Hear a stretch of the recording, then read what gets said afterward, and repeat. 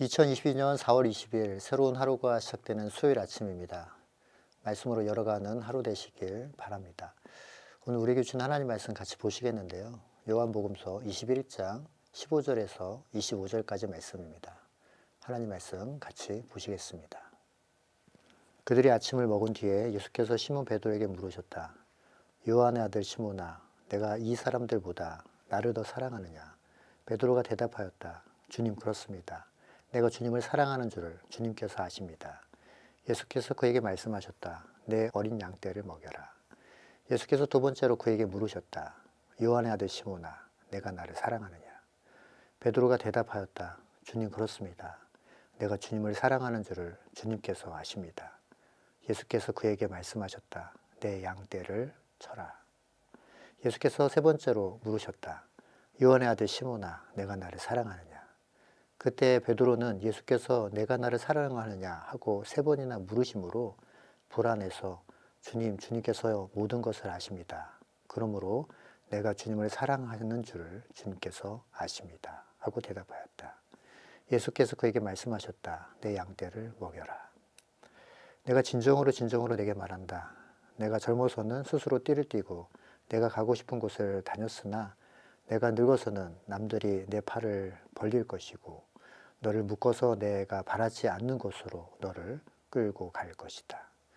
예수께서 이렇게 말씀하신 것은 베드로가 어떤 죽음으로 하나님께 영광을 돌릴 것인가를 암시하신 것이다. 예수께서 이 말씀을 하시고 나서 베드로에게 나를 따르라 하고 말씀하셨다. 베드로가 돌아다 보니 예수께서 사랑하시던 제자가 따라오고 있었다.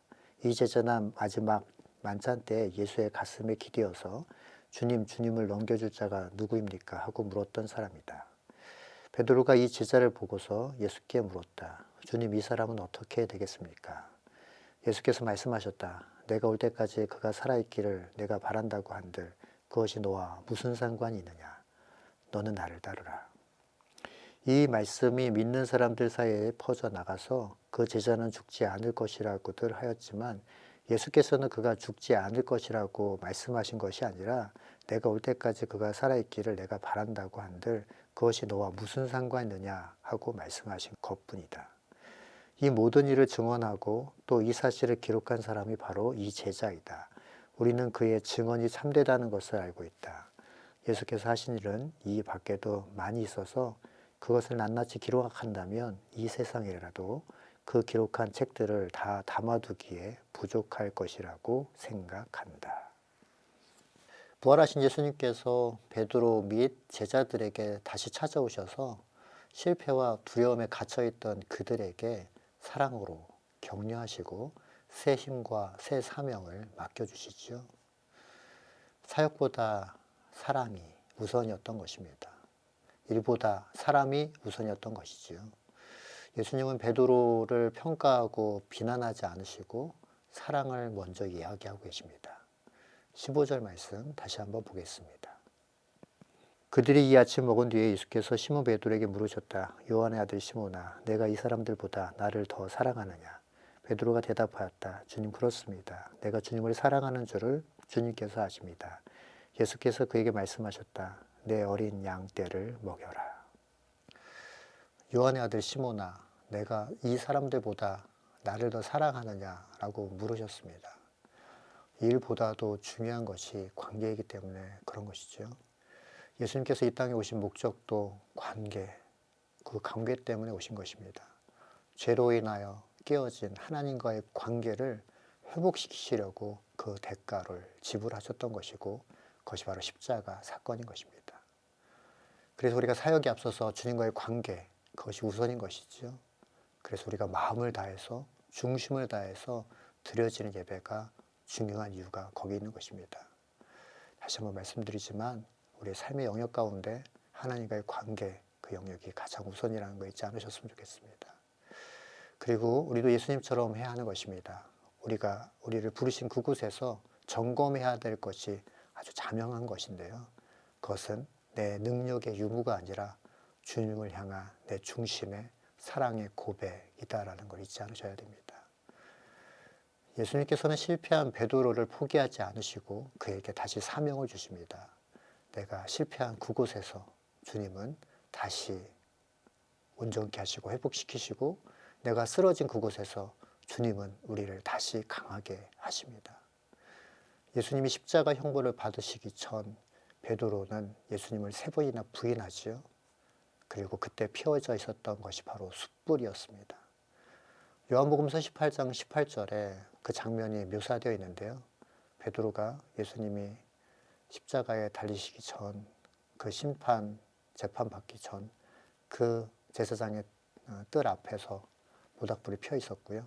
그 말씀이 18장 18절에 기록되어 있습니다. 이 말씀도 잠깐 찾아보겠습니다. 날이 추워서 종들과 경비병들이 숯불을 피워놓고 서서 불을 쬐고 있는데 베드로도 그들과 함께 서서 불을 쬐고 있었다. 그리고 다시 찾아오신 예수님께서 그 제자들을 위해서 숯불을 피워놓고 거기에 물고기를 구워주고 계셨죠. 베드로를 처음 부르셨던 그 호칭으로 3번 베드로에게 말씀하십니다. 요한의 아들 시몬아라고요. 17절 말씀 다시 한번 보겠습니다. 예수께서 3번째 물으셨다. 요한의 아들 시몬아, 내가 나를 사랑하느냐? 그때 베드로는 예수께서 내가 나를 사랑하느냐 하고 3번이나 물으심으로 불안해서 주님께서는 모든 것을 아십니다. 그러므로 내가 주님을 사랑하는 줄을 주님께서 아십니다. 하고 대답하였다. 예수께서 그에게 말씀하셨다. 내 양떼를 먹여라. 상처를 주기 위해 질문한 것이 아니지요. 상처를 보듬고 그 상처에서 벗어날 수 있는 회복의 자리로 예수님은 부르시고 계시는 것입니다. 실패의 자리에서 새로운 소망을 그리고 소명을 맡기시는 것이죠. 십자가의 자리가 바로 그 자리였던 것입니다. 십자가는 형벌의 자리였죠. 그러나 십자가는 예수님이 지심으로 그 자리는 형벌의 자리에서 소망의 자리로 바꾸어졌던 것입니다. 예수님을 따르는 길은 십자가를 지는 길입니다. 예수님은 말씀처럼 베드로에게 원치 않은 곳으로 끌려다니며 복음을 전하게 될 것이다. 그리고 그 신앙을 지키기 위해서 죽임을 당하게 될 것이다 라고 말씀하시죠. 주님을 따르는 자를 기다리는 것은 세상에서 얘기하는 돈이나 세상의 명예가 아닙니다. 예수님을 따른다라는 것은 자기를 부인하고 주어진 십자가를 지고 예수님을 따르는 것입니다. 그리고 그 끝은 소망으로, 생명으로 연결되어 있는 것이죠. 19절 말씀 찾아서 보도록 하겠습니다. 예수께서 이렇게 말씀하신 것은 베드로가 어떤 죽음으로 하나님께 영광을 돌릴 것인가를 암시하신 것이다. 예수께서 이 말씀을 하시고 나서 베드로에게 나를 따르라 하고 말씀하셨다. 오늘 본문의 말씀을 마무리하면서 마지막으로 살펴볼 부분인데요. 그것은 각자의 소명은 비교의 대상이 아니다라는 것입니다. 사랑하는 성도 여러분, 다른 사람과 비교하는 것은 하나님이 나를 향하신 부르심에 제대로 반응하고 있지 않는 상태인 것입니다. 무한하신 하나님의 사랑을 우리의 유한한 기준으로 보고 있기 때문에 우리가 자꾸 사람들끼리 서로가 비교하고 있는 것이죠. 오늘 본문의 말씀에서 베드로는 지근거리에서 예수님의 사랑을 받았던 요한을 의식하고 그 의식된 그 요한을 바라보면서 비교하고 있는 장면이 기록되어 있습니다. 비교하는 것은 내가 다른 사람보다 낫다고 여겨지면 교만에 빠지기 쉽게 되는 것이고요. 내가 남보다 못하다라고 생각되어지면 억울함과 무기력으로 가기 쉬운 그런 상태가 되는 것입니다. 예수님은 베드로에게 비교하고 있는 그 베드로에게 이렇게 말씀하고 계십니다. 22절 말씀입니다. 예수께서 말씀하셨다. 내가 올 때까지 그가 살아있기를 내가 바란다고 한들 그것이 너와 무슨 상관이 있느냐? 너는 나를 따르라. 달란트 비유를 통해서 우리가 확인할 수 있던 것처럼 2달란트 받은 사람도 5달란트 받은 자도 각각 자기의 부르심에 반응하고 있었고 그 반응의 그 결과로 하나님은 똑같이 칭찬하십니다. 착하고 충성된 종아, 네가 작은 것에 충성되었다. 내 잔치에 참여하여라 라고 하시죠. 각자의 부르심의 영역이 다른 것뿐입니다. 그뿐입니다. 거기에는 우열이 없습니다. 곁눈질하는 순간 선한 일도 시기와 다툼으로 변질될 수 있는 것입니다. 사랑하는 성도 여러분, 오늘도 말씀을 묵상하시면서 이 믿음의 주여 온전케 하시는 예수 그리스도만 바라보시고 믿음으로 달려가시는 저와 여러분 되길 예수님의 이름으로 축원합니다. 기도하겠습니다. 하나님, 그렇습니다. 이 땅 가운데에서 하나님의 자녀로 산다라는 것, 그것은 우리의 상처가 없다라는 것이 아니라 그 상처를 이길 수 있는 힘이 예수 그리스도를 통해서 있음을 믿는 것임을 고백하게 하시니 감사합니다.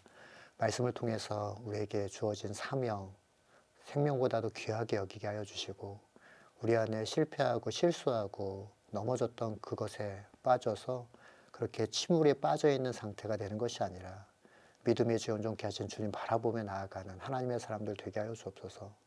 하나님, 십자가 예수 그리스도 그 표대만을 향해 바라보고 달려가는 사람 되기를 소원합니다. 좌로나 우로나 치우치지 않고 곁눈질하지 않고 오직 예수님만, 오직 예수 그리스도만 높여드리는 삶을 살게 하여 주옵소서. 말씀 가운데 역사하신 하나님께 감사 찬양 올려드리며 살아계신 예수님의 이름으로 감사하며 기도드립니다. 아멘.